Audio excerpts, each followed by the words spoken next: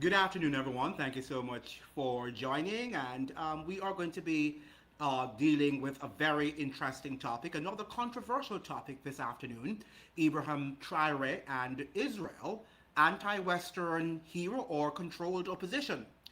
Now, this afternoon, we are entering a very controversial topic and very important at least. Ibrahim Traoré has become one of the most recognizable political figures on the African continent. To many Africans and members of the African diaspora, he represents something that has been missing for decades, a leader openly challenging Western influence, questioning France's role in Africa, demanding greater control over Burkina Faso's natural resources, and speaking the language of African sovereignty. But this afternoon, I want us to go beyond the slogans because there is another question that needs to be asked. What is Ibrahim Traoré's position on Israel, and what does that tell us about the larger geopolitical struggle taking place in Africa? Is Traore genuinely building an independent foreign policy that rejects Western domination? Or could some of the forces surrounding him and the geopolitical system itself be far more complicated than the public narrative suggests? And then we have the provocative concept of controlled opposition. What does that actually mean? Is it possible for a leader to challenge one part of the Western geopolitical system while remaining constrained by another part of it? Or is the accusation of controlled opposition itself being used to discredit African leaders who are challenging established power? These are difficult questions because Ibrahim Traoré has become more than simply the leader of Burkina Faso.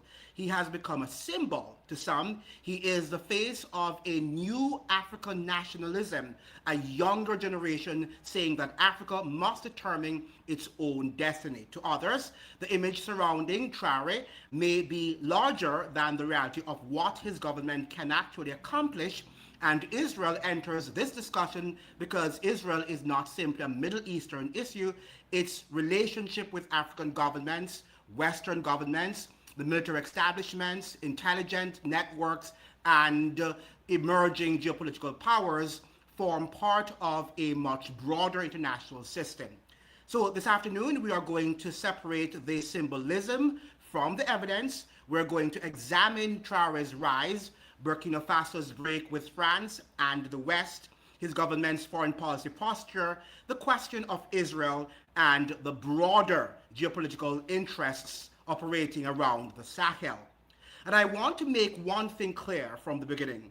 We're not here to worship Ibrahim Traoré. We're not here to demonize him. We're here to investigate him. Because if he truly represents a new era of African independence, then we should be able to examine his record without fear. And if there are contradictions between the image and the reality, those contradictions deserve to be examined as well. So this afternoon, please be prepared to discuss this topic very objectively. So the question is not simply, is Ibrahim Traoré an anti-Western hero? The deeper question is, who benefits from Traore phenomenon and who controls the geopolitical environment in which he operates? Let's begin the discussion as we speak. Now, there is a story that came out of independent press, and it here suggests here that Burkina Faso's Traore strengthens Israel ties as anti-West rhetoric continues. Captain Ibrahim Traoré, the transnational president of Burkina Faso, maintains discreet diplomatic ties with Israel, even while publicly expressing staunchly anti-Western rhetoric, Africa Intelligence reported. Captain Ibrahim Traoré, Burkina Faso's transitional president, has quietly approved the accreditation of Israel's new ambassador to Ouagadougou, right? That is the capital of Burkina Faso. I'm perhaps not saying the name correctly. Simon Seroussi, who is the current ambassador, who is currently based in Abidjan, The decision came after some delay. The request was submitted in the summer of 2025 and only received the green light to mid-February. By granting approval, the junta leader is preserving the long-standing diplomatic relationship between Ouagadougou and Israel. Sorose's predecessor, diplomat Ronnie Yedida Klein, had presented her credentials in December 2023. As of now, the new Israeli ambassador has not yet been formally received in the Burkinabe capital, and no date has been scheduled for Sorose's visit to Ouagadougou. This caution reflects the delicate balance that Traore must strike. His entourage remains skeptical regarding the public reception of an Israeli diplomat, while the captain has built a political image strongly marked by anti-Western rhetoric. Burkina Faso has participated in study tours and training facilitated by Israel's International Development Agency, focusing on entrepreneurship and also agricultural development. Bilateral commerce remains modest. Burkina Faso exports limited agricultural goods like oilseeds and tropical fruits to Israel. The official framework, based on a general agreement on economic, scientific, technical, and cultural cooperation, aims to expand bilateral trade and development. Behind the scenes, however, Israeli intelligence services have stepped up exchanges in recent years with their counterparts in the countries of the Alliance of Sahel States, that's the AES, which are particularly interested in certain security technologies. Israel has long regarded the Sahel as an area of interest, so they are providing intelligence technology to them, establishing it as a key focus of its deployment on the continent.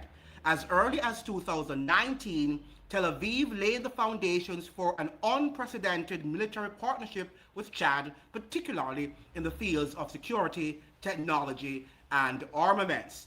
So on one side, we see where Ibrahim Traoré is anti-Western. On another side, he is collaborating with Israel. Now, if you're collaborating with Israel, you know that you're on the side of the West. Because in fact, recent times, the United States is suggesting that they are going to merge their military department with that of Israel. So the U.S. military-industrial complex is soon to be aligned with, to be merged with, to be fused with that of Israel. So it means, therefore, all the intelligence gathering that the United States gathers, Israel also will gather. So why is it, therefore, that Ibrahim Traoré is putting himself in this position? Why is he seeking, having thrown out the French, why is he now, embracing the Jews, as it were, the Israelis, as it were, when they are so closely aligned with Western ideologies, particularly that of the United States, which is dubbed to be an enemy of Burkina Faso? Now, Al Jazeera, they're saying here that why Traore has opened a new front with Burkina Faso's Muslim community. It says here that new legislation and arrests are driving a rift between Burkina Faso's military government and Muslim scholars. That's what they're saying here in Al Jazeera.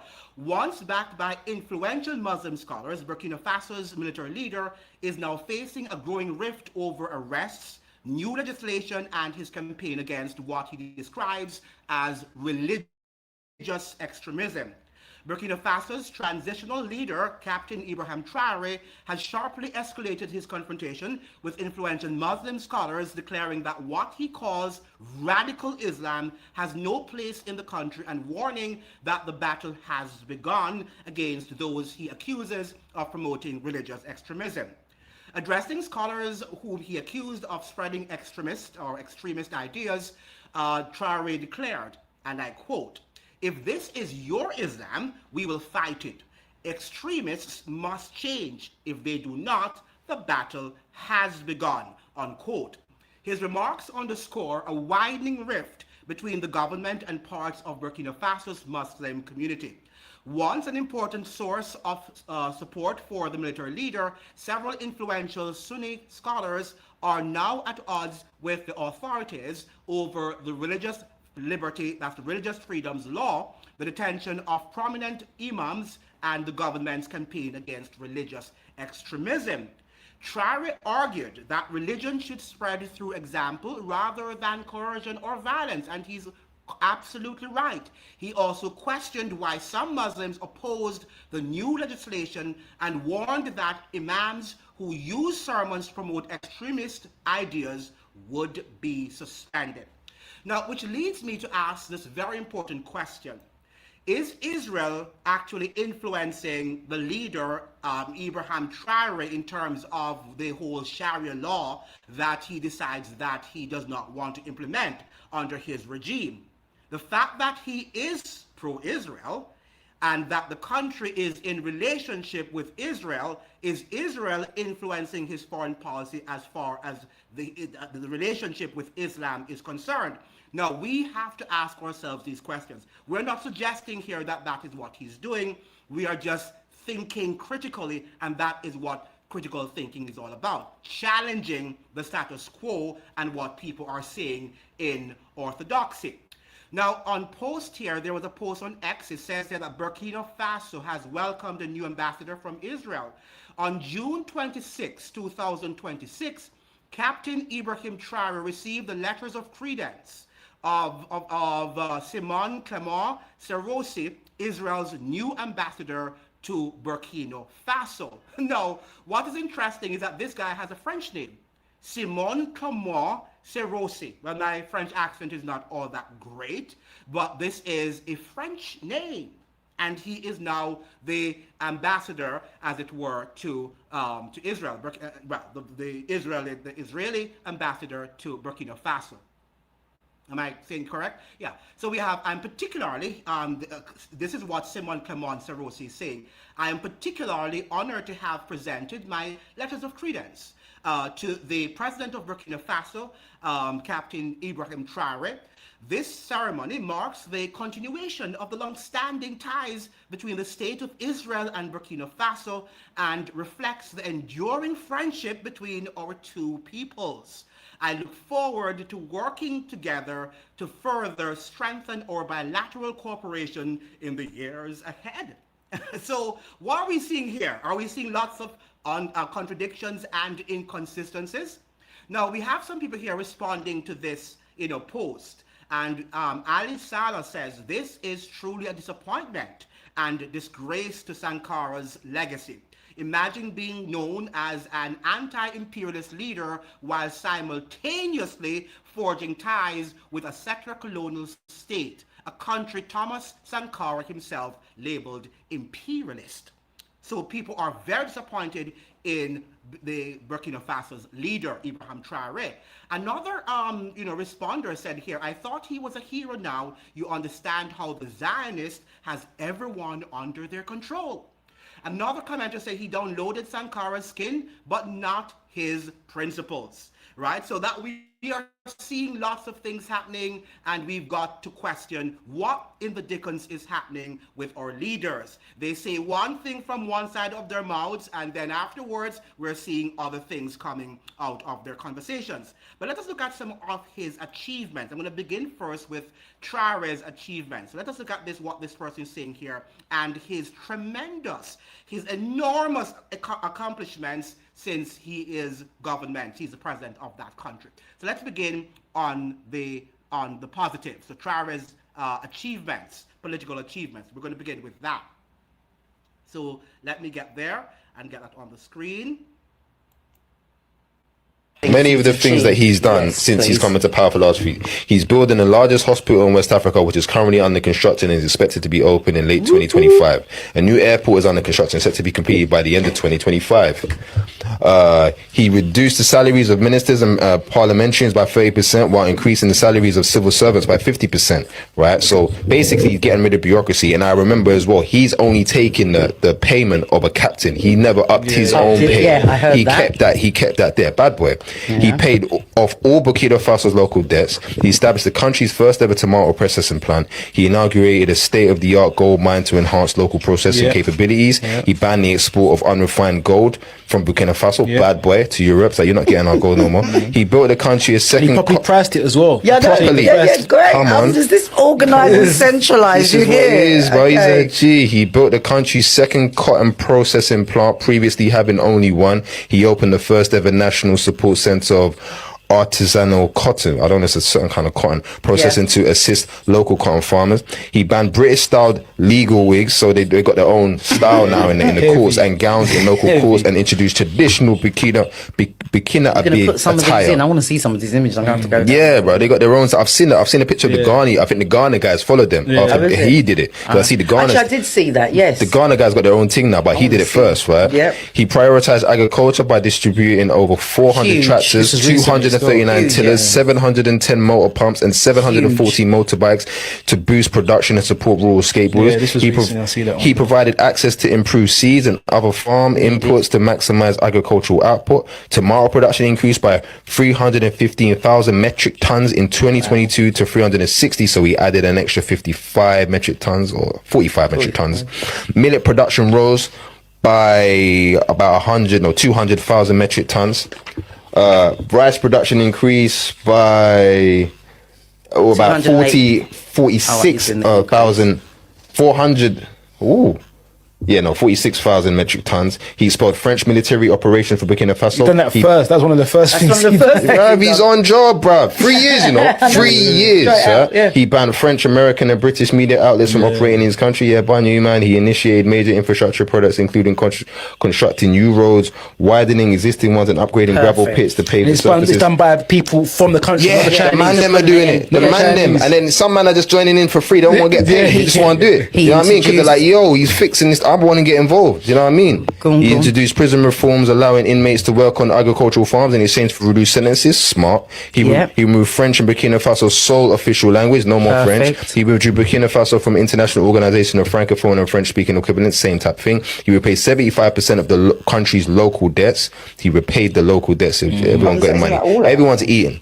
Yeah, Burkina Faso's GDP grew from approximately 18.8 billion to 22.1 billion, which is nearly I think that's underestimated. I think it's probably larger than that. Underestimated. But he up in 3 years. 3 years, 4 billion. What do you mean? Do you know what I mean? He inaugurated the streets of stars in the capital, honoring Africans who contributed to the continent's progress. He withdrew Burkina Faso from ECOWAS and helped establish the Alliance of Sahel States. Obviously, we mentioned that. He inaugurated the country's first electric car brand and assembly plant. I got a video on that one. I did see that, so I'll throw that in there. He opened Burkina Faso's first dairy factory, producing a range of dairy products. He launched the Signo Burkina cement factory, one of the country's largest, an annual production of capacity of 750,000 tons. He provided farmers with 400 tractors, 239 motorbikes, and 710 pumps to boost agricultural production. He supplied farm agents with 714 motorcycles. He supported farmers with 10,000 tons of fish feed,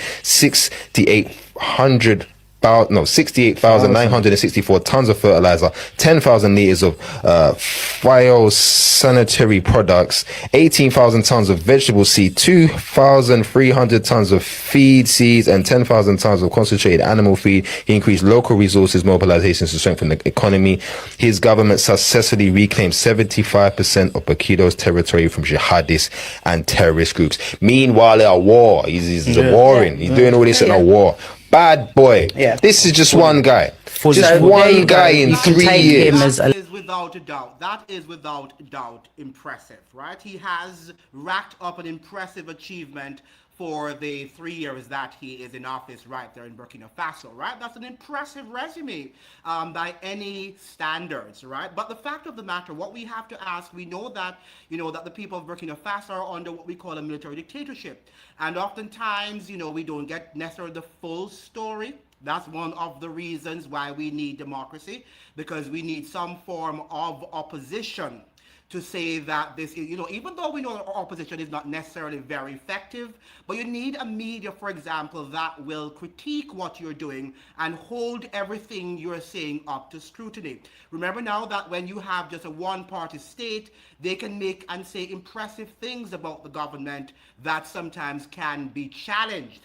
But because you don't have access to that sort of media, to that sort of democratic government or governance, then you have to accept at face value what the government is saying to you, because you're getting it directly from government organs. So we have to be very critical. We have to understand that that is not how knowledge and critical thinking is actually done. It has to be challenged, and we don't know if everything is true. But, in the next 2 or 3 years, we will find out if that is actually true, what they're saying about the man. But here is something that we need to look at. And so the young lady is talking about it, that we, in Africa as well as the diaspora, we want, what we want is like what? Messiahs. And there are no messiahs, right? So African people, we love messiahs, and we like to romanticize these people, right? So let us see what she's saying here, the romanticization of this guy here, Ibrahim Traoré, and our Pan-Africanists at large. Leaders like Gaddafi and now Ibrahim Traoré. Is this because we've lost something deeper, a revolutionary spirit? I think there are psychological reasons to this. Researchers show that societies often rely on heroes. We build statues, we put their names on roads and their faces on currencies. This isn't because the past is perfect, it's because these figures give us validation. They give us proof that a nation, a people existed before us, and we recognize them in their struggle. And this is where nostalgia comes in. It doesn't remember the past accurately. Nostalgia is not synonymous for the de facto past. It remembers it selectively. It highlights what we miss. It's the parts out that makes us uncomfortable. We've seen this outside Africa too. Think about Make America Great Again, the movement and the slogan in itself. It's not really about policy, it's more about a heroic story. The word make is an imperative. It restores agency. It tells people that history is not over and they can participate in something that's bigger than themselves. African romanticization works in a similar way. This isn't a moral comparison, it's about how nostalgia works politically. Take Gaddafi. There are real reasons why he's remembered positively across parts of Africa. He funded African liberation movements, he pushed for African unity, he openly challenged Western dominance, helped shape what became the African Union. His vision of a United States of Africa, an African currency, and economic independence was genuinely radical. Whether you think that Pan-Africanism is inherently utopian is another question, but his ideas resonated with many and continues to do so. But here's the contradiction. His autocratic leadership essentially undermined his own vision. By concentrating power and crushing opposition through events such as the Abu Saleh massacre, he destroyed the collective political agency Pan-Africanism actually needs. You can't build a people-led revolution while silencing people. Now look at Ibrahim Traoré. He's being romanticized in real time. He's young, anti-imperialist, he uses revolutionary language and Thomas Sankara imagery. Both Thomas Sankara and Ibrahim Traoré came to power at the same age, with the same military rank, both renouncing their presidential salary, also dressing modestly with their military uniform and a red beret. All of this imagery taps into nostalgia for a charismatic revolutionary past in a moment when post-independence politics feels exhausted. But there is danger in outsourcing revolution to a single figure, where leaders become symbols of salvation, accountability is at stake. So maybe the question isn't whether we romanticize Pan-African leaders, but why we feel the need to.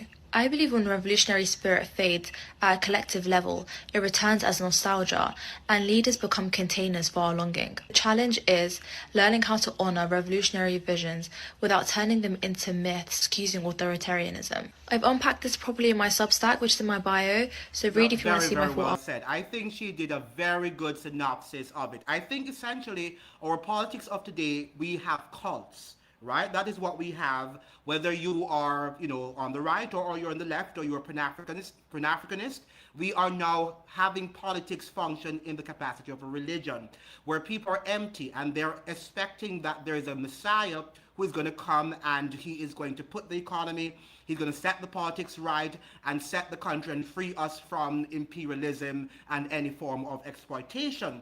But that is not what democracy is all about. And that is not what development is truly about. True development is inclusive. It's not exclusive.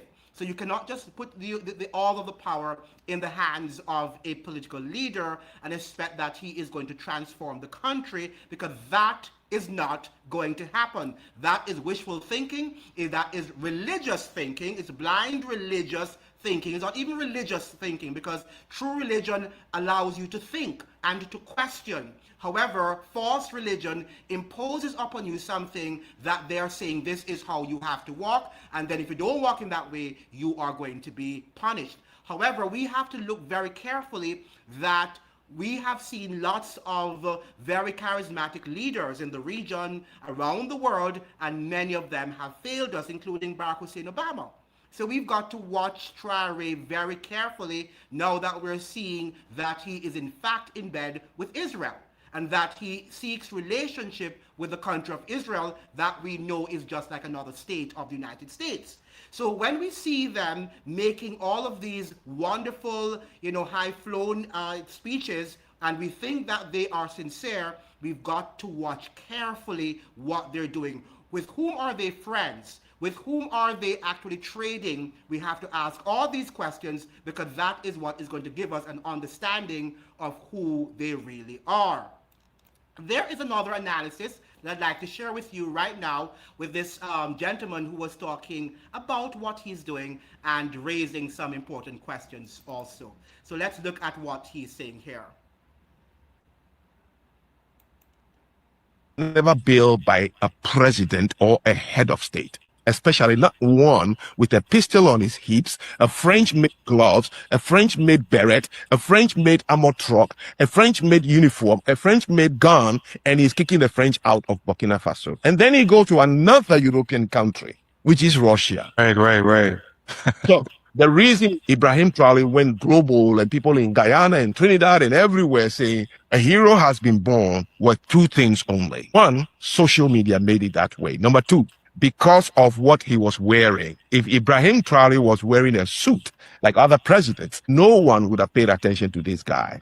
This funny Che Guevara style, Castro rolling style, And then number three, which Africans love because we create boogeymen, because he said, I have chased the French out. Now we have a Messiah.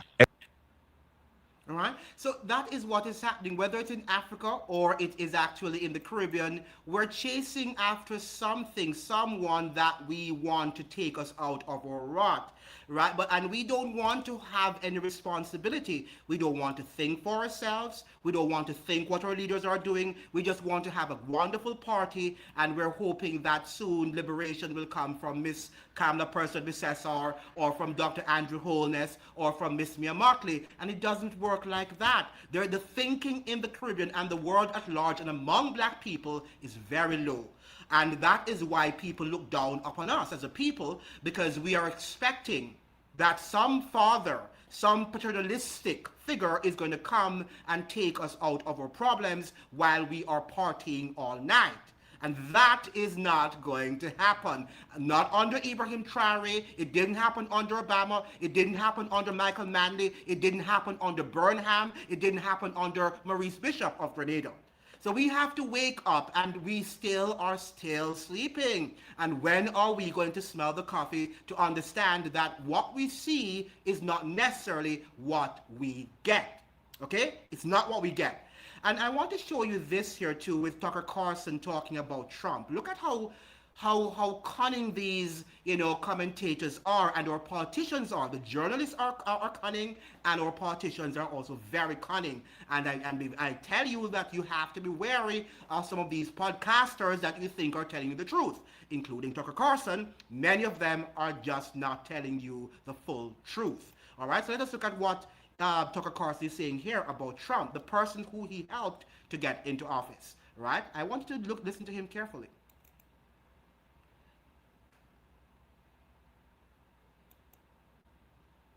Last question for you. If Democrats do take over the House, it's just going to be investigation mania. They're going to do oversight. They could impeach you again. I mean, do you think they will? Well, a lot of people are saying I'm one of the greatest presidents ever. They're not saying that, though. Donald Trump just got brutally fact-checked to his face. Trump claimed that a lot of people think he's the greatest president ever, to which the reporter responded, not really. Trump turned the presidency into a personal grievance operation. Truth became optional. Competence was secondary to loyalty. Public servants who refused to serve his private interests were treated as traitors. The government began to look less like a republic and more like an extension of one man's ego and brand. On the economy, the story his supporters tell is selective. Tax cuts bloated the deficit while benefits flowed upward. Trade wars disrupted supply chains and raised costs for ordinary families, the pandemic response was chaotic, delayed, and politicized. Whatever boom existed never reached large parts of the country. What many Americans felt instead was greater insecurity and the sense that the system was rigged for the already rich. No modern president did more to poison faith in elections. Trump spent years claiming the system was fraudulent whenever it failed to deliver his preferred result. January 6th was not an accident. It was the predictable outcome of that rhetoric. The America he leaves is more divided, more cynical, and less capable of solving its problems than the one he inherited. That is not an accident. That is the record. The longer people stay silent, or both sides this, the deeper the damage goes. Okay, so the same person that helped Trump come into power is the same person now lecturing the people about who Trump is. Now, Tucker Carlson is one of the dominant forces that helped Trump win the election, without a doubt. I think that is an open secret.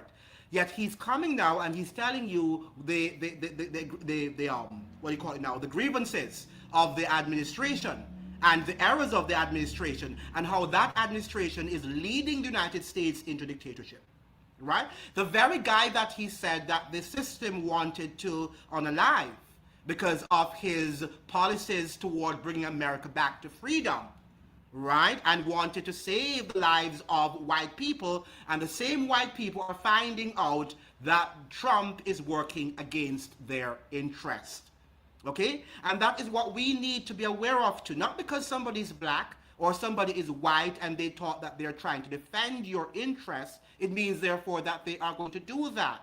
And this is what I'm trying to bring to you. Many of you are not understanding it because you don't understand how the politics work. And if you do understand, and when you open up your eyes, it's going to be too late, and you are going to find yourselves again on a plantation that is worse than what the transatlantic slave trade had in that time. Okay? So this is what I wanted to bring to your attention. Do you think that Ibrahim Traoré is real? Do you think he's genuine? The fact that he is now, in relationship with Israel, trading with Israel? Do you think that having an ambassador to Israel, or having Israeli ambassador to Burkina Faso, do you think that that is going to affect what he is doing, his anti-imperialist stance? I would like to know from you what you think. Okay, any response? I'll wait a minute. If no response, then we can end the live and move on. I'm not going to waste my time with you guys if you don't have any response. Or any response? I'll wait a minute or so. What do you think? Do you think that he is actually genuine, or do you think he's just playing the game here? And can he afford at this time to play a game? Let me hear from you. All right then, thank you so much for joining. We will have another live another time.